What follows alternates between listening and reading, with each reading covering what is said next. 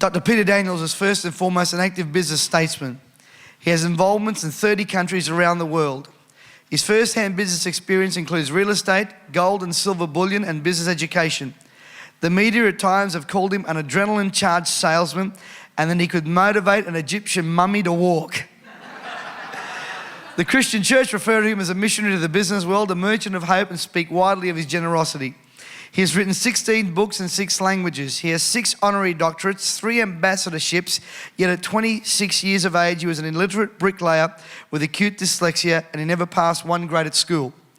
He's a genius for creating simple business formulas to solve difficult problems, and has spoken to more live audience throughout the world than any other Australian. Dr. Norman Vincent Peale said he was the best business speaker in the world. Ladies and gentlemen, it's my great joy to present to you Dr. Peter J. Daniels. Thank you. I'm delighted to be with you here this morning. For Dr. John, I have something to tell you. I was with the man that you spoke about that had lived so long as an entertainer in Taiwan. And I said to George, George, why do you live in San Francisco? I said, with all the earthquakes and all the tremors, I said, why do you live in San Francisco? He said, Peter, he said, don't kick it. He said, that's where I get my aerobics. I'm not sure what has been said about my background. I should give you a little bit of information. I'm 76 years of age. My wife and I have been married for 55 years to each other.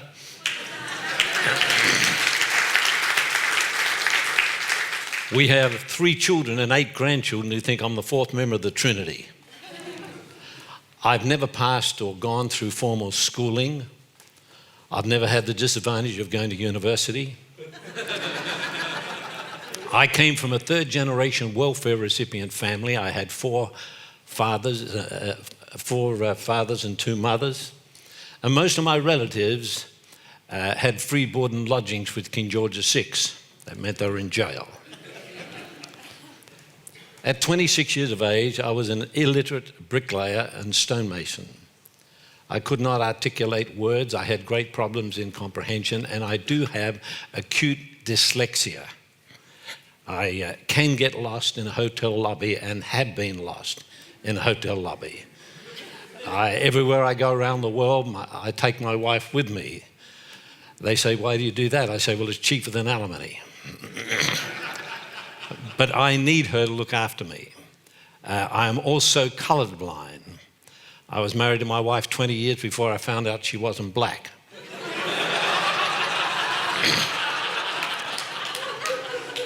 But I sold more paint in Australia than any other human being. At 26 years of age, an event took place in my life that turned me around. And suddenly I realized I was equal with all men before God. And at that time, I received 2 dreams. One simple dream was to see how much money one human being could actually give away in their lifetime. But I had to reach up to touch bottom. I'd never passed a grade at school. I mean, what a crazy dream to have. I couldn't even pay my bills. For the last 50 years, we have been doing that around the world. The second dream was to change the world for 300 years. We have pulled the switch on that. Over the next 20 years, we will put 1 million people in the English-speaking world into freehold businesses of their choice. And we will bring in over 200 billion for evangelism into the local churches in the English-speaking world. And I guess some of you are thinking, well, that's a crazy dream to have. How come one person can change the world in their lifetime? Well, let me hastily remind you, in biblical times, Abraham changed the world in his lifetime. Moses changed the world in his lifetime. David changed the world in his lifetime. In more modern times, a man called Mahatma Gandhi with what he called satyagraha, which was soul force. He broke the chains of colonial power. He changed the world in his lifetime.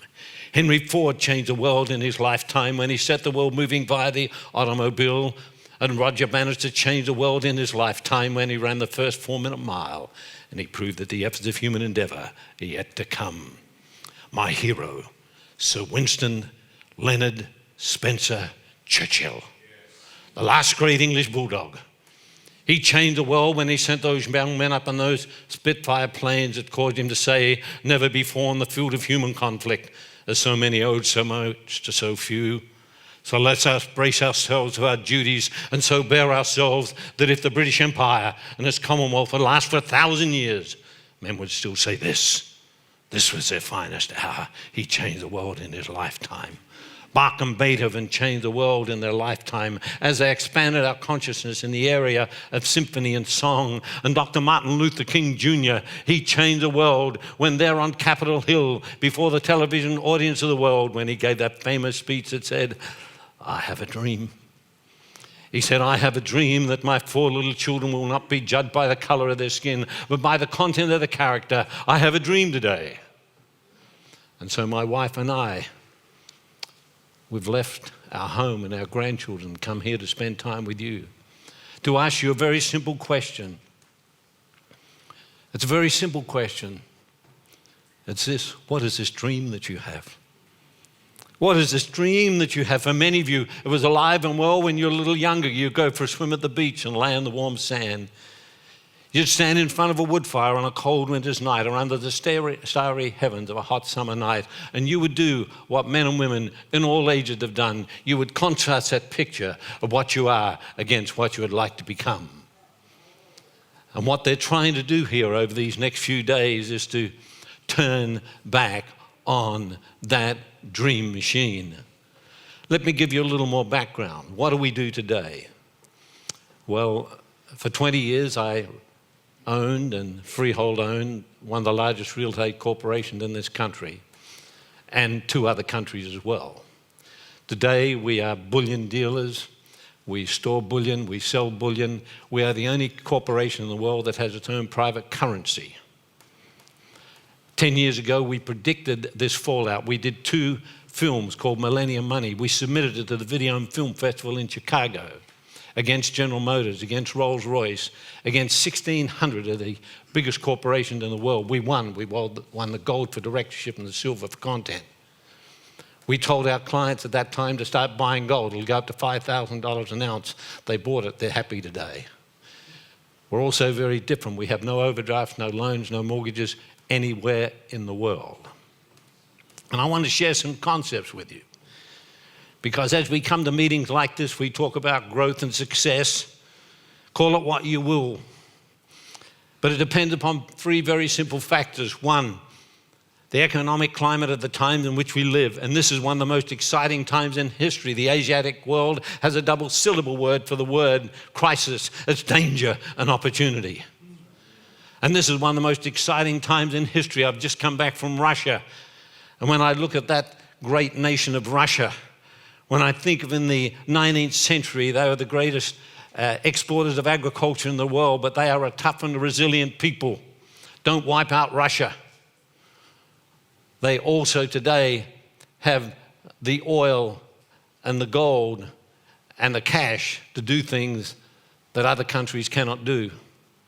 We look at what's happened with after Nagasaki and Hiroshima with Japan. They now produce 10% of the world's gross products. We look at some of the other Asian tigers. We look at India, which today has 300 million people that are in middle class.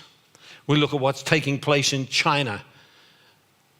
And within the next 25 years, if things do not change, they will lead the world in almost all of the 4 major areas of the world.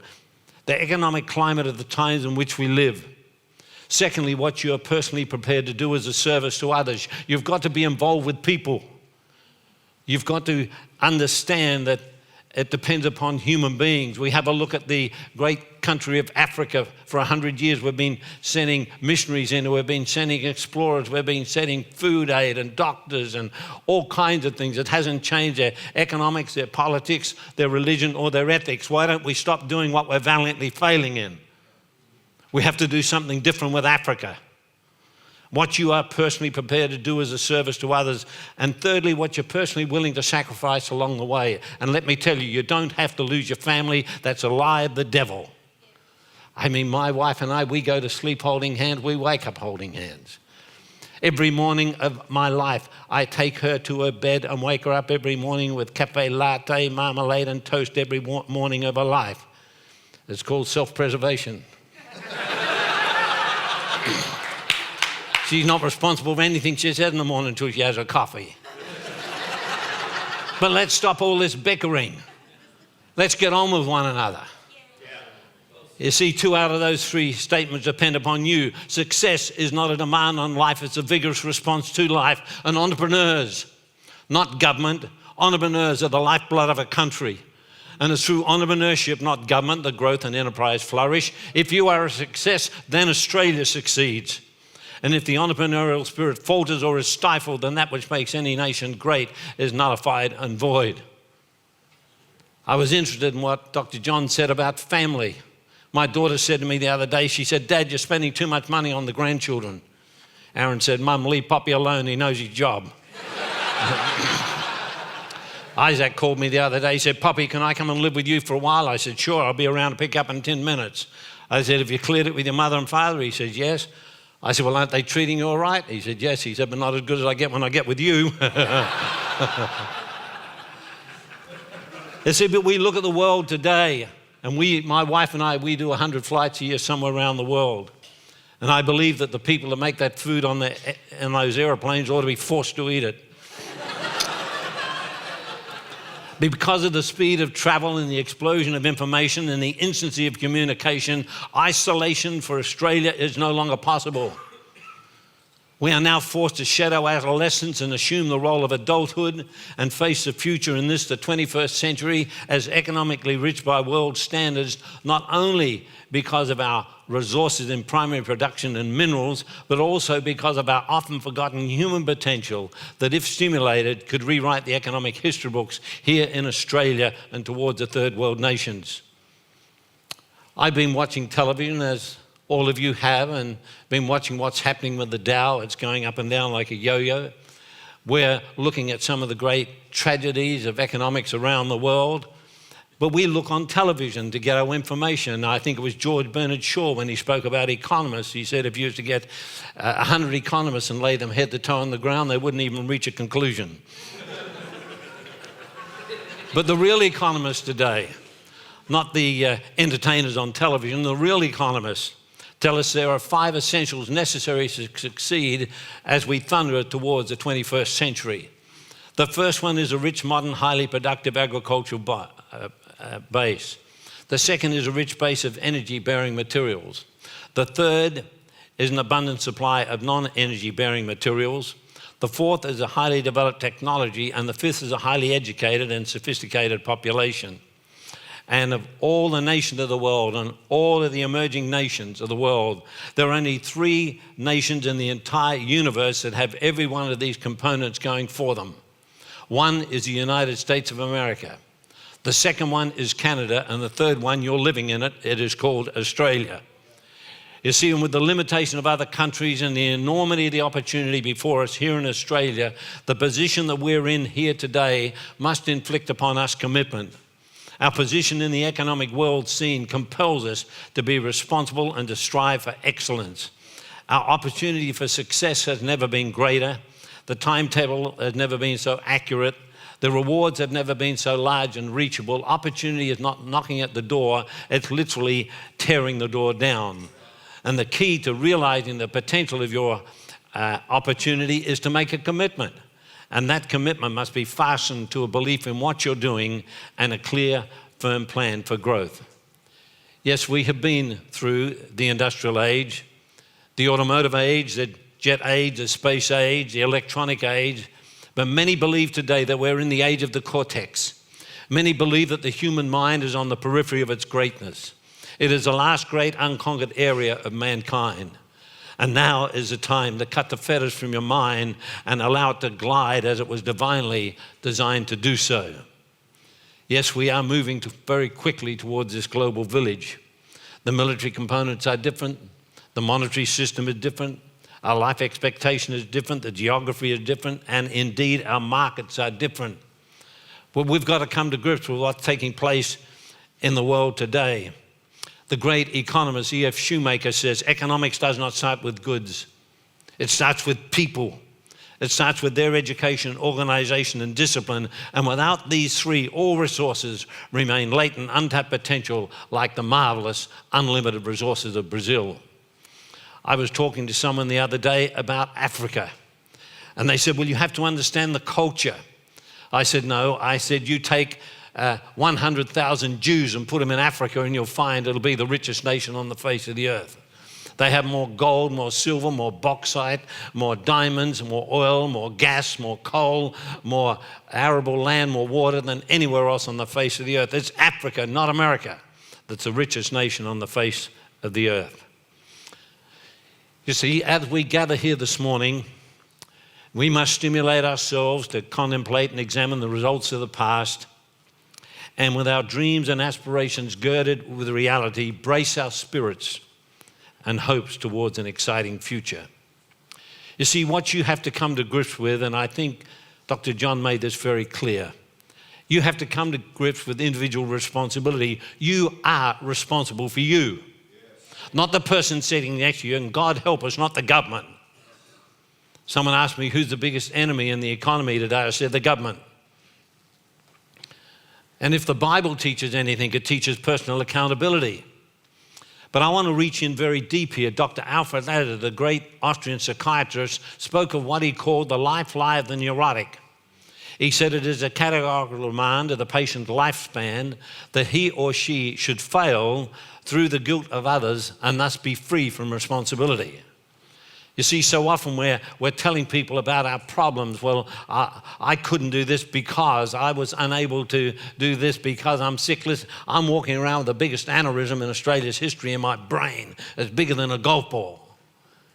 I've got scars across my heart. I've been paralyzed, and I've had all sorts of things. We've got to stop complaining. You see, we say, well, some people need some help. Well, they can help if psychologists, I believe, start in the beginning, God. But you see, Dr. Hans J. Einzak analyzed 19 reports covering 7,000 psychiatric cases, and he found the rate of cure or improvement with psychiatric help at 54%. Now, 64%, I want you to remember that figure, it's 64%. He compared that to a spontaneous recovery rate, that is a rate of recoveries for individuals who received no therapy at all, and that was 66%. Seems to me some of our psychiatrists are driving us crazy.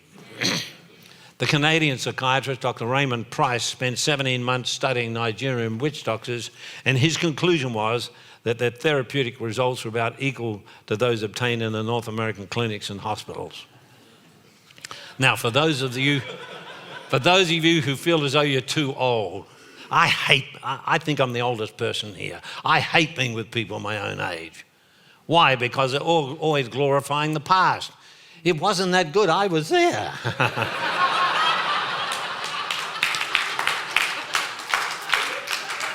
Or you think you have some mental or physical handicaps that prevent you from success. Let me hasten to remind you that at 100 years of age, Grandma Moses was painting masterpieces.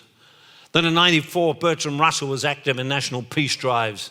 That at 92, Rubinstein gave one of his greatest recitals in New York's Carnegie Hall. That at 89, Albert Schweitzer was head of hospitals in Africa. That at 88, Konrad Adenauer was Chancellor of Germany. That at 82, Sir Winston Churchill wrote the history of the English-speaking people. That at 46, Beethoven became totally deaf and he wrote his greatest music during those latter years. In Orange County in California, there's a man called Henry Visconti Jr. He was born without legs. He was the president of the Human Resource Center and founder of Abilities Incorporated with 13 honorary degrees and 9 books to his credit. So I have to ask you the question, what's your problem? Are you an excusiologist? Are you looking for some angle that you can cop out of commitment? You see, in coming to grips with ourselves, we must understand and apply certain principles if we want to succeed. William James was one of the greatest behavioral scientists of the 20th century, and he said the greatest discovery of my generation is that you can change your life by changing your attitude. Yes. Edison said greatness is an ordinary man or woman with an extraordinary attitude. You see, we have to come to grips with ourselves, and the first law of success is mastery over procrastination. Mastery over procrastination. If you was to come with me in my Rolls Royce as I go to do a deal, you'll hear me say 100 times under my breath, do it now, do it now, do it now, do it now, and build up the affirmation, mastery over procrastination. Now, my wife is with me here today, and I remember many years ago we had to go to Perth in Western Australia, and I had to speak to a men's group. Now, my wife comes everywhere with me. If I'm chairman of the board, she comes and sits right next to me, and I make the other men bring their wives with them to the board meeting. I give them flowers, we fly them in, I bring them into the boardroom, they can ask questions, they can talk. That way I get their brains for nothing. But we were in Perth, Western Australia, and I had to speak at a men's group, and I said to my wife, I said, well, you can't come to this. I'll be back at 5 o'clock. They're coming to pick me up at 9 o'clock. By the way, what are you doing today? She said, I'm going shopping. Oh, my God. Now, this is many years ago. We were well off, but we weren't as well off as we are today. I said, what do you want to buy? She said, I'm going to get a new dress. I said, you've got plenty of dresses. She said, Peter, have you forgotten our eldest son is getting married? I need a new dress for the wedding. I said, one dress. She said, one dress. We kissed on it. Huh. I came back at 5 o'clock that night, and I knocked on the door of the hotel room, and she opened it with flourish. I smelled a rat immediately. As I held her in my arms, I looked over her shoulder, and there were 2 boxes on the bed. I said, hey, I thought we had a deal here. Now, my wife doesn't always agree with me. I said, I don't know why, after all these years, we still have these arguments. I'm right 98% of the time, but the 2% is just not worth it. I'm not going to tell you what she said back. But I said, hey, we had a deal here. She said, now, hang on. There's an interesting story about this. She said, I went down to Hay Street, and I saw a dress in the window that was just perfect for Peter Jr. wedding. There was a sign that said no credits and no returns. I bought it. There it is. I said, what about the other one? She said, don't rush me, I'm coming to that. She said, it's only 10 o'clock in the morning. I caught a bus and I went to Fremantle. I had a look around at some of the old buildings that the convicts built, and suddenly I found myself in a shopping centre. She said, in a beautiful shopping centre, and I walked up and down. I had some morning tea. She said, no, it was absolutely wonderful. She said, but suddenly I was arrested by another dress shop. She said, I looked in the window and there was a dress better than the other one. And I knew I'd made a commitment to you, she said, but there's pipe music coming through the amplification system. She said, and suddenly I thought I heard your voice. I said, what did it say? She said, it said, mastery over procrastination. Do it now, and I did. But it's the single most important tool for success. The second principle is enthusiasm. It comes from 2 root words, entheo, meaning the God within. I have a sign in my international headquarters that said either get enthusiastic within 10 seconds or get out. You see, enthusiasm is the outflowing of a pleasing personality and a contagious enjoyment for what you're doing. Enthusiasm is not void of reason, it's clarity of plans and energy with wings. The third principle of success is to develop habit force. You are a creature of habit. You can change your life by changing your habits. Some of you have got habits that have been brought down from generation to generation. Some of them are good habits, some of them are bad habits. But you can actually change your life by changing your habits. Let me give you a little illustration that you'll be able to relate to. Some years ago, we lived about 3/4 of an hour drive from our office in the city. I came home early one day. Rabina was not at home, and it had been raining, and I walked in. I took my coat off, my jacket off, pulled my tie off, kicked a shoe off here, a shoe off there, spread some books out on the dining room table, made a pot of tea, got some cookies, and so on. And then suddenly I looked around. It looked like a nuclear fallout center. I came to the conclusion that I was a slob, and I decided to change. It was a habit that I'd been in ever since I was a kid. I was a slob.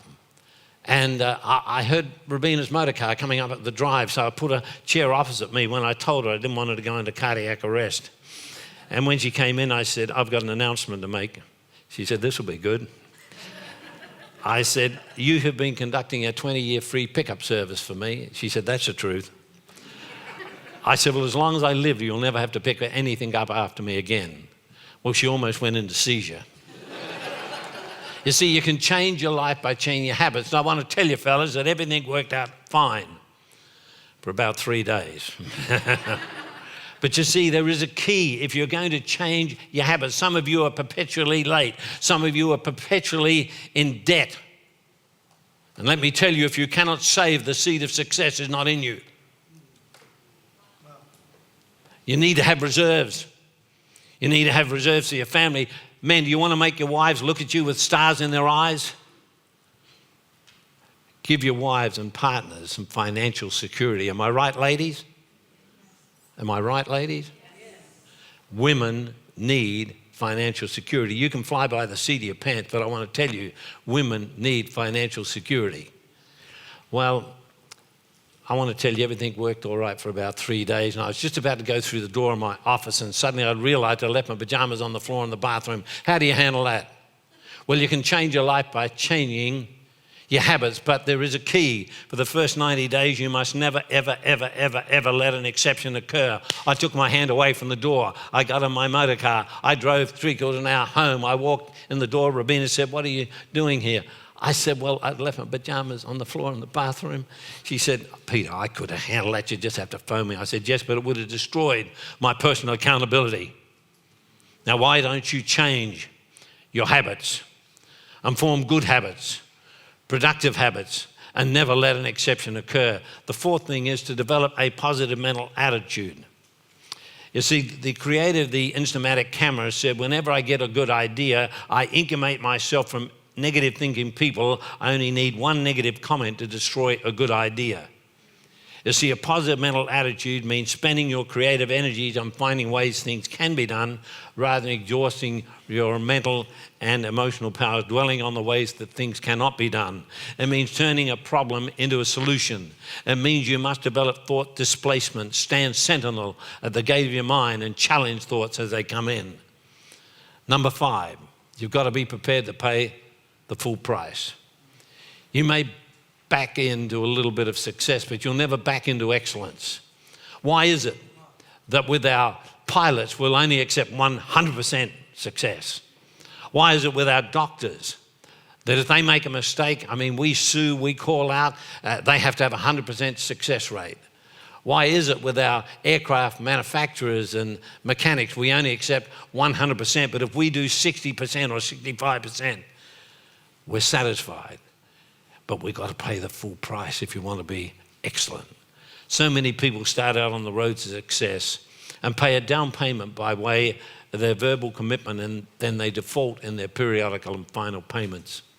Success is a price. It's a payment in exchange of sacrificial commitment and personal discipline in mental, spiritual, physical, and time output. Paying the full price means a commitment to excellence and learning how to excel in dimensions that you have never known before in your life. Whatever God has given you to do, you must know your stuff inside and out. Saturate yourself with it. There is nothing that will put a spring of confidence in your work and in your walk and in your performance like being sure that you definitely, concretely, and specifically know what you're doing. Well, how did that happen in my life? Well, here I was, an illiterate bricklayer. I went and bought 3 dictionaries. I put one next to my bed. I put one in the toilet. That's a good place to read. And I put one in my excuse for a motor car. And I need to tell you about this motor car. It was a 1937 Ford V8 Clubman sedan that had been rolled 3 times. The windows were gone. The hood was crushed in. We kept the doors on with wire. And it wasn't the gasoline that bothered me. It was how much oil this confounded thing used. If I drove it very carefully, I could get 14 miles to the gallon of oil. And if anyone showed any disrespect for my motor car, I would bridge it across the highway. And there it would shake. It was always out of sync somehow. It always seemed to miss and get oiled up plugs, and it would sit there and they'd yell at me and they'd swear at me, and I would wait like back right up. And then I'd put my foot on the clutch and slap it on the accelerator, and I'd baptize them in oil. But how did it happen with me? I started pointing to words in dictionaries and got people to tell me what they meant. Then I'd check with 2 or 3 other people to make sure the first one told me the truth. I went through those dictionaries frontwards and then backwards until I understood every single word. Then I read 2,000 biographies. I haven't got polygrip, I said 2,000. I then studied law, accountancy, philosophy, theology, modern ancient history, politics, and economics. I found the mind was like a muscle and it could be developed. And then I went into business. Lost everything. I want to tell you, that'll clear your sinuses.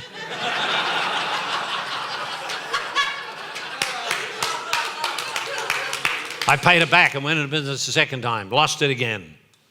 You learn nothing new from the second kick from a horse. I paid it back. My wife said to me, Peter, just get a job. This is not working.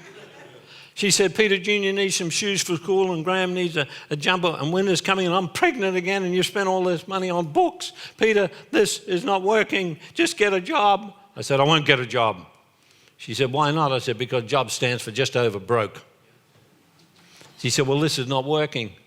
On our 33rd wedding anniversary, I bought her a magnificent necklace, 49 carat opal with 33 diamonds. I mean, this thing's so big. When she walks, she's got to walk like this.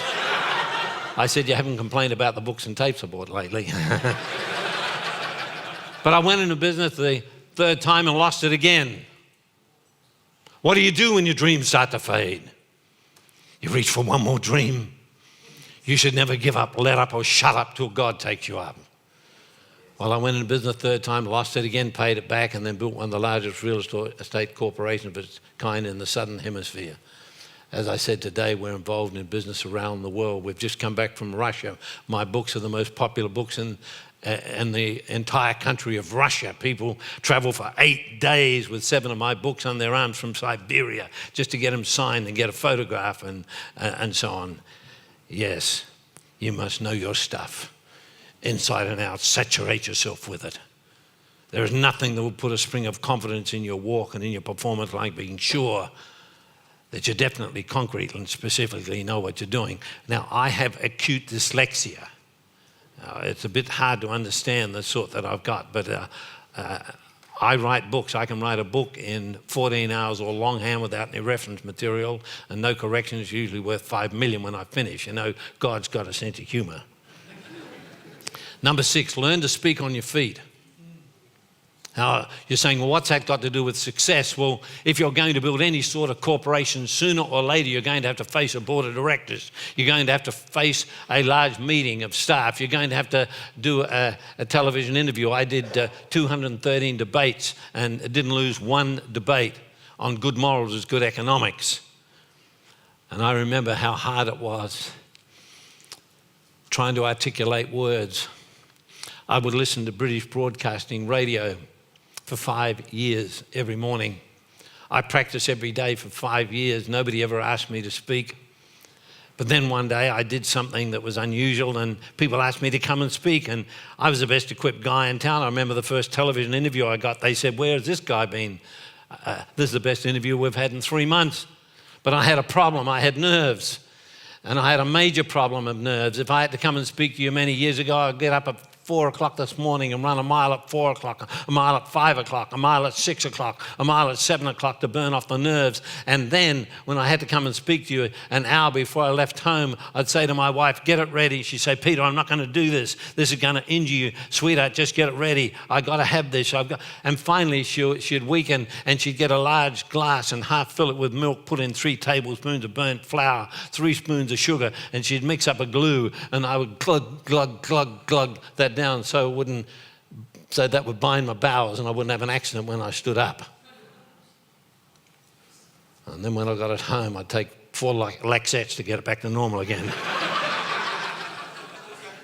I did that for 15 years.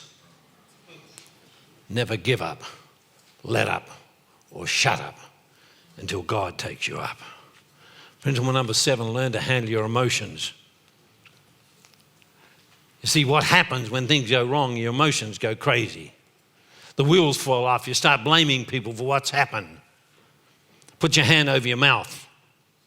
You see, we have proven that emotion is not always subject to reason, but it's always subject to action, and action is a key word. Ladies, get out the vacuum cleaner. Keep your mouth shut. Men, go for a run around the block. Learn to control your emotions, because very often it's better to keep your mouth shut. Principle number 8, learn to handle criticism. Now, I'm going to shock most of you here, but I was the guy that started the Festival of Light. I was a person that in 1971 took a nude stage review called Oh Calcutta to court, and the first time for 200 years in the British Empire I stopped them from using women as pornographic objects. Because I came home from church one day and the newspaper was there and they said they were bringing pornography into Australia. My wife heard me say, "They can't do that." She said, "Do what, dear?" I said, "Bring pornography into our country. It's always against our wives, our sisters, our mothers, our daughters, our granddaughters. Somebody ought to do something about it." She said, "That's interesting. What are you going to do?" So finally I took it to court. And I want to tell you, I was one of the most hated guys in Australia. Every comic had a joke about me. They called me Peter the Baptist, the Grand Wowzer, all sorts of names, and people would spit on me and so on. And I remember one time I was walking into closed down sex shops and the Channel 9 took a long view of me walking in and they played it back at 6 o'clock news and they made me look 9 feet tall and had it in slow motion and had Frankie Lane in the background singing High Noon. And they called me a religious fanatic and so on. And my friends came to me and they said, "Peter, we're going to put a wall around you. We're going to keep away all this criticism. How in the world are you sleeping?" I said, "I'm sleeping like a baby." They said, "But all this criticism." I said, "I could sleep on a barbed wire fence." They said, "But this criticism, it must be crushing you." I said, "You need to understand that criticism has no power. The only power that criticism has is that which you give it while you're tossing and turning, trying to work out what that person said or what you thought they meant by what they said. You're giving criticism the power drive to destroy your life." I like what Mark Twain said about criticism. He said if there's any real power in criticism, the skunk would have been extinct years ago. Learn to handle criticism. Number 9, the law of attraction. We have a saying in business, birds of a feather flock together. If you want the scientific meaning of that, ornithological species with identical plumage tend to congregate in a closer proximity. What would have happened? Now let's be realistic about this. What would have happened if when I was introduced, I came through those doors there and I hadn't had a bath for 4 years? What hair I've got would be hanging down. I don't like these young men with all this hair. I mean, why would God waste hair on the young? I mean, I go into a hairdresser, he says, "Cut it." I say, "No, split it." But how would it be if I came in here and I hadn't had a bath for 4 years? I had a beard down here with yesterday's breakfast on it and an old hang shirt and grubby fingernails and toenails and the knees out of my jeans, and I was leaning here with worry beads and I was going to talk to you about success. You see, you never get a second chance on a first impression. How would you have received me? You'd have cancelled me out. You see, we need to get our act together. Do you look like a success? What about your motor cars? Are they clean? You know, psychologists tell us that people with dirty interiors of motor cars wear dirty underwear. The law of attraction. What about your point of sale material? What about your office? What about your home? How is it presented? The law of attraction. What about when you pick up the phone? The way you talk to people. Is your voice smiling? Is it warm? The law of attraction. Principle number 10, persistent. I've got a friend called George. George is worth 600 million. George was a funny kind of character. He always sat at the back of the church and he walked like an Indian. You know, he lifted his feet up like this. They called him Old George, but he's only 44 and he always had a combination overalls on with grease on them. He was a motor mechanic. He worked in his own little garage in this country town, but he didn't work too much. He was cheap and he did a good job, but he loved flying. He loved to get in an aeroplane. He was a good co-pilot, and if you gave him your car to fix, if he had a flight on, he'd just have gone flying, and he'd come back when he'd come back. But one day George was up in a plane helping to fly this plane, and they were going over the mountains, and suddenly the plane started to cough and it started to shake and smoke started pouring out of the fuselage, and finally they lost altitude and they crashed on a huge tree on the mountain. And George and the pilot were still alive. They were cut badly, but they could smell that gasoline and they knew any minute it was going to explode, and so they fell out of the plane on the ground. George broke both his ankles. He was lying there on his back, and suddenly the plane exploded. I said, but George, you're worth 600 million today. Is that where it happened? He said, yes. I looked up to heaven. I said, Lord, you got my attention. What do you want me to do? He said, I didn't have to know the Greek of this or the Hebrew of that. It worked well in English. And he said, and I made a commitment, if God would pull me out of this, I'd be a different person. He said, and I had months and months and months in the burn unit. He said, but I had some insurance money. He said, and with that insurance money, he said, I put a deposit on some land. He said, and then with the rest, I did a feasibility study. He said, when I came out, bandages and all, I went to the bank and tried to borrow $3 million, but they laughed at me. This was old George. I said, what'd you do then, George? He said, I went to the next bank. I said, what'd you do then? He said, I went to the next bank. I said, what'd you do then? He said, I went to the next bank. He said, they wouldn't lend it to me. I said, how many banks did you go to? He said, 98 banks. He said, I got it at the 99th. It's called persistence. Benjamin Disraeli said, perseverance and tact are the two great qualities most valuable for all mankind who want to amount to something, but especially for those who want to step out of a crowd. Persistence. You give up too early. You give up too early. Number 11, worry. You've got to handle pressure. You've got to handle the worry habit. Does the name W. Clement Stone mean anything here? Wrote the book, Success Through a Positive Mental Attitude. I worked with Clem for 10 years. We were very good friends, spending time at his home. He was called Mr. PMA, Mr. Positive Mental Attitude. He was short, fat, funny-looking, quarter Jew, quarter black, and illegitimate. But he had the most incredible attitude of any man. He had more effect on me than anyone in the world other than my own family. And when he was at the height of his powers with 14 secretaries, he was in his office and he heard someone say, well, that's a problem. And in his squeaky voice, he called out, he said, if you've got a problem, bring it to me. Nobody touch it. Close the doors, close the windows, bring it into me. He said, we have grown strong because of our problems. We've solved our problems. You see, everyone has problems.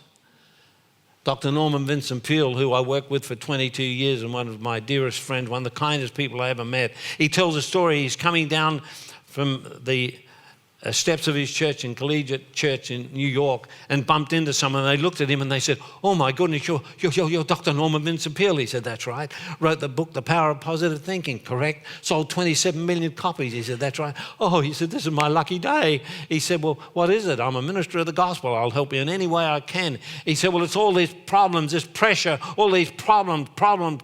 Dr. Peale, if you can help me with that, you'll be my friend for life. He said, well, answer me this. You want to get rid of some of your problems or all your problems? He said, all of them. He said, well, it just so happens that a minister of the gospel, I've just left 150,000 people who have no problems at all. Oh, he said, take me to them. He said, the Westgate Cemetery. He went on to say that problems are a sign of life. And the more problems you've got, the more life you've got. And you grow by solving a problem. And he said, if you haven't got any problem, when you get home, kneel alongside your bed and put your hand up to heaven and say, God, don't you trust me anymore? Give me some problems.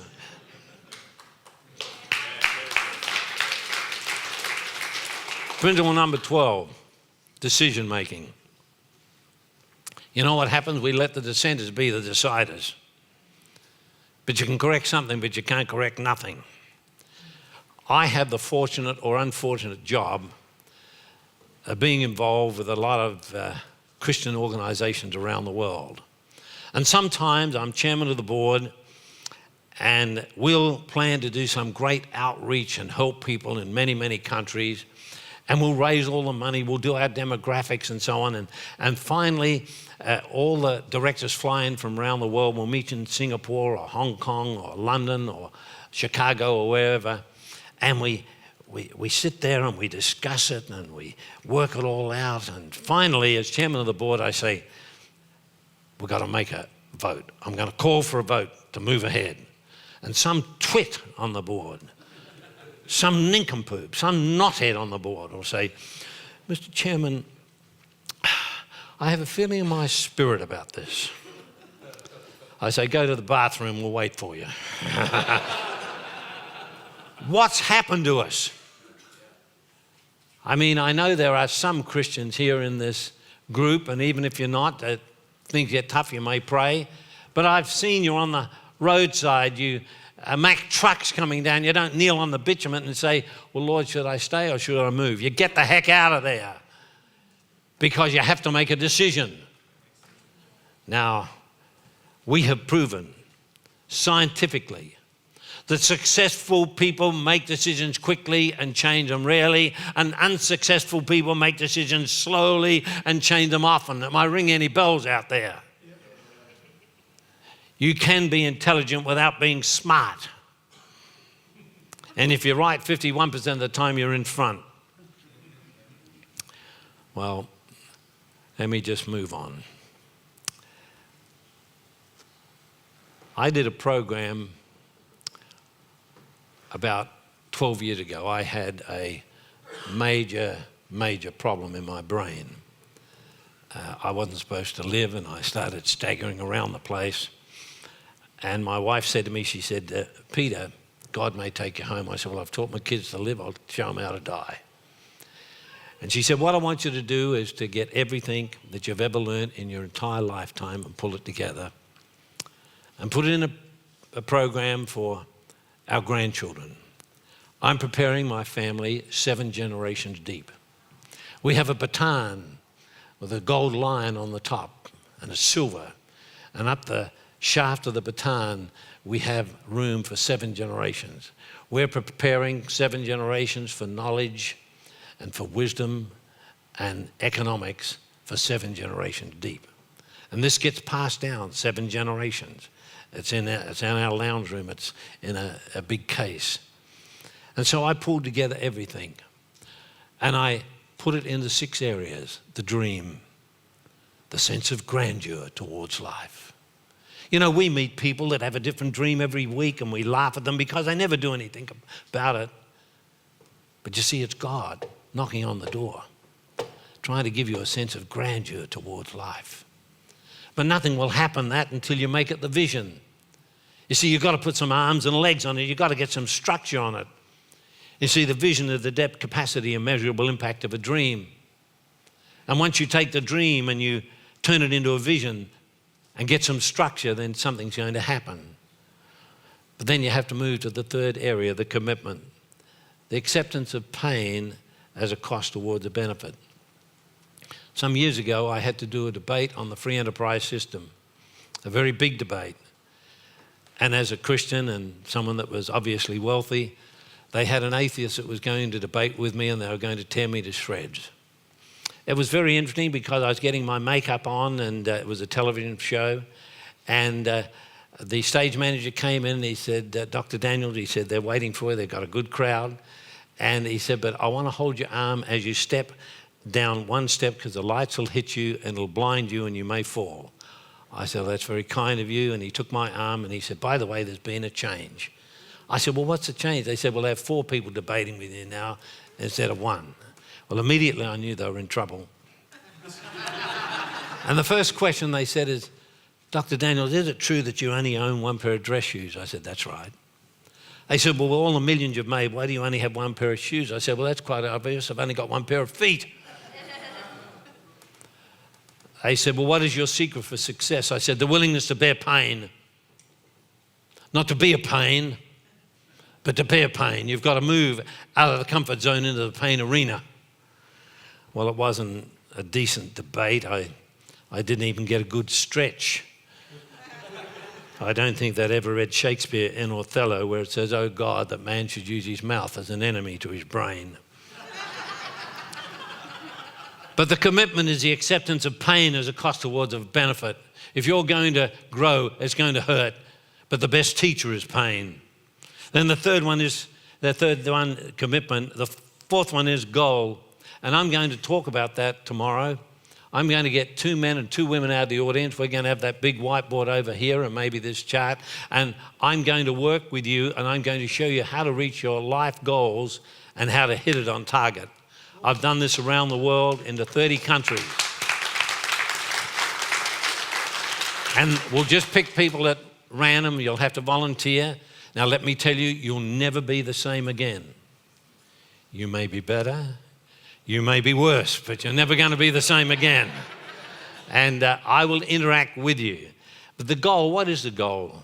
Is a dedication to think, plan, meditate, and learn. And then the next one is the mission. You know, I was in Texas one time, and a man said to me, he said, how do you make money? I said, well, it's fairly easy. I said, you just got to be able to negotiate. And he asked me to show him how to negotiate, and I was able to do that. And another Texan said to me, I've got a big problem in my business. We're losing millions. I said, well, show me what the problem is. And he showed me, and I said, well, it'll cost you $1 million to get it done. He said, you mean you can turn this around if I pay you $1 million? I said, yes. And I did for him his mission statement. And it took me 8 minutes, and he paid me the $1 million. The mission is the purity, forbearance, and fearlessness of character. And the last one is the destiny, the imperative to exchange a life for a moral cause that will endure. What is this dream that you have? Is it something that is just wishful thinking? Have you got measurements on it? Have you got time frames? Now, I just want to wind up. I like to go in the outback of Australia. I think this country is the greatest country in the world. We live and own a country estate, and we own a polo club, so I ride horses, but I also ride camels. I like to go out into the outback on a camel, and I'll be traveling for 14 hours in 50-degree heat, and at the end of the day, I'll find somewhere to sleep under a tree.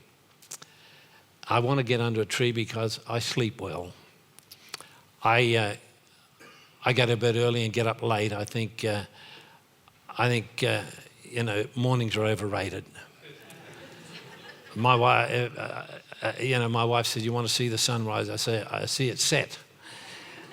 But I get plenty of sleep, and maybe at 76, that's why I still pump iron. I still do 2 kilometres every morning and do the press-ups and sit-ups, Dr. John, and punching bags, and I'm very, very fit. Don't mess with me. But I like to be under a tree so I get shaded in the morning and I don't get woken up. But you know what wakes me up? It's the eagles, the wedge-tailed eagles. And as I go around the world, on the back of air sick bags, I write these little poems, and I want to close with this one. It's called The Eagle. It says, I wish I was an eagle high, above the earth to see. Tasks at close-up seem so hard, but from distance sit at ease. I would forever soar in space, both high and very wide, and see my life's perspective clear, and from nothing would it hide. If I were better, when the big tasks would seem small and the difficulties would falter, if I were an eagle proud amidst the noonday sky. The eagle does not flock with birds of lesser kind, but rather it to stay aloft and leave all else behind. The eagle does not play the fool or treat life as a jest, but rather takes a wider view to do his or her very best. You too can be an eagle brave and glide through doubts and fears and stay above the commonplace and see each problem clear. Would you dare to rise above your present state of mind? Then observe the eagle in the sky and take courage as your guide. Now, I'll be there at the book table. Please do not spend money you cannot afford. You don't have to have my material. But if you're interested, it's back there. And I've been asked to close the session tomorrow, and I'll be speaking on a subject that I was speaking in Hollywood recently, and it went crazy. And it's, what do you do?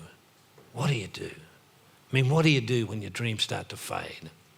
What if you've fallen down 2 or 3 times and you haven't got any energy left and you've got no prospects, you've got no money, you've got no one that'll help you? What do you do when your dreams start to fade? And I'll give you the principles to get that done and handle it for the future. May God expand your life until your destiny is fulfilled. Fly, eagles, fly.